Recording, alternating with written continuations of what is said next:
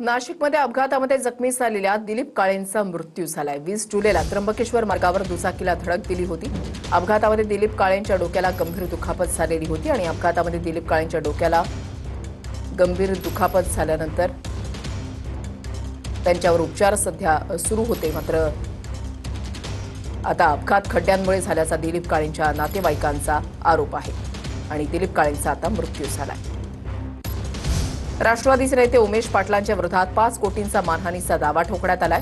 Police कर्मचारी बाळासाहेब गायकवाडांकडून मानहानीचा दावा करण्यात आलाय। बाळासाहेब गायकवाडांवर उमेश पाटलांचे भ्रष्टाचाराचे आरोप आहेत। आरोप तथ्यहीन असून बदनामी झाल्याचा गायकवाडांचा दावा आहे। तर जे सर्व बदनामीकारक आरोप केलेले आहेत त्या संदर्भात आम्ही त्यांना नोटीस बजावली, पण त्या नोटिसीला कुठलंही उत्तर आलेलं नाही त्यांच्याकडून, अथवा त्यांच्याकडनं कुठलंही एक्सप्लेनेशन देखील आलेलं नाही।